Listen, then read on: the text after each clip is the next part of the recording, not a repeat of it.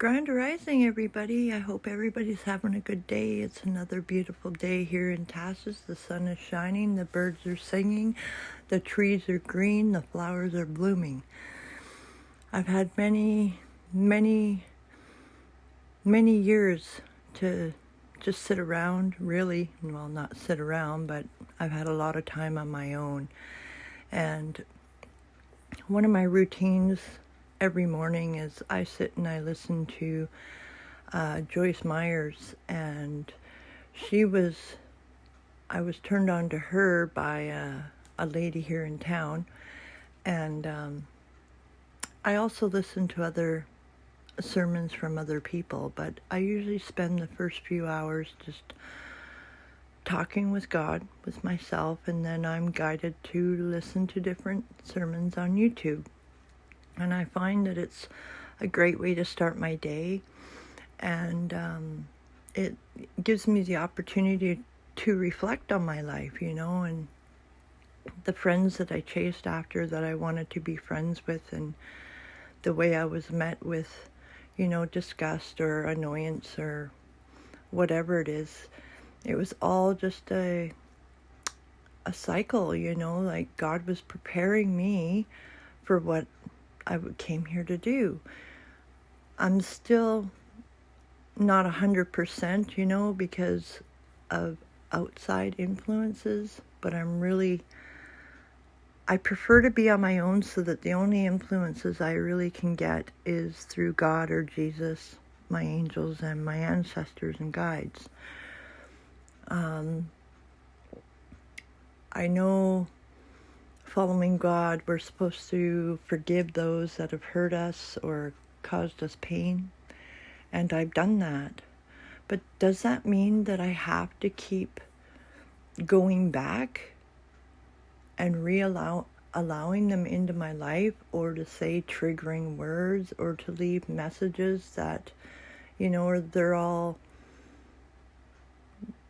they're not meant to wish me any well, it feels like another jab, and I'm not open to that. I'm not accepting phone calls from people from my past, because they hurt me so dearly that I'm struggling to even let them back into my life. I don't even want to talk to them. Does being of service mean that I crawl into the pit and hand them the stones for them to throw at me? Because that's not the life I want to live. I deserve to be happy. I deserve to have a good life. I deserve to have peace in my heart and in my life. And that's what I'm choosing to do, Everybody's aware that it takes time to develop a relationship with somebody. You get time to know them. So the only way that I've known these people, or persons, or whatever, people, is through negativity. And I've never got the opportunity to get to know them on a humorous side, or, learn to take a joke side, or why do I gotta be so serious? Well, lady, I've had to protect my life, my whole life, because nobody's been there for me, including my mother, my father, my family members, my daughters. They may protect me or stand up for me when I'm not around, but when I was around, they just run me down to the ground. So that's a really conflicting way of learning how to have a relationship. How am I supposed to trust? So I put all my trust in God. I put all my trust in Jesus, and I'm putting my trust in myself, because I have been my best warning system ever. And a lot of times I never listen to it.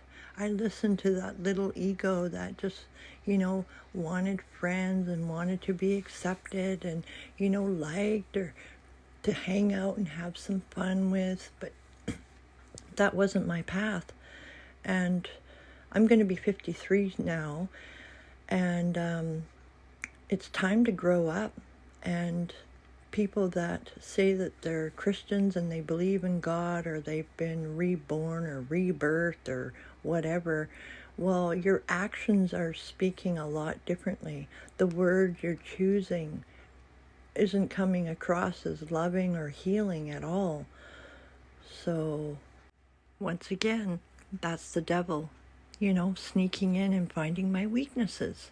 So, for myself, for my mission, I'm choosing to listen to God, and He will guide me whether or not I pick up the phone, whether or not I respond, whether or not I give you the time of my day, because my time is very important to me. I've got my own things that I'm working on right now, and I'm over the years been met with many, many distractions which put off what I wanted, what God wanted, what He's been pushing me to do all these years. I've been working on a book since I was a kid. My mother burnt my papers. My ex-husband burnt papers.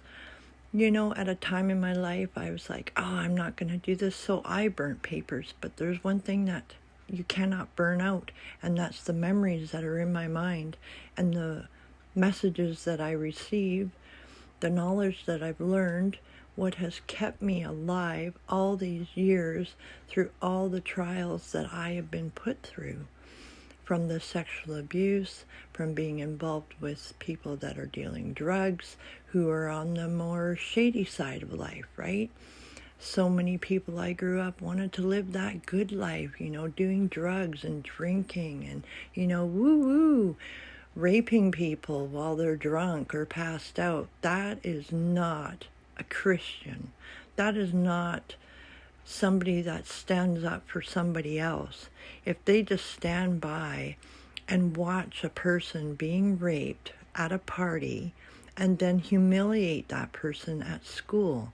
This was one experience that I witnessed growing up in the school that I went to by these people.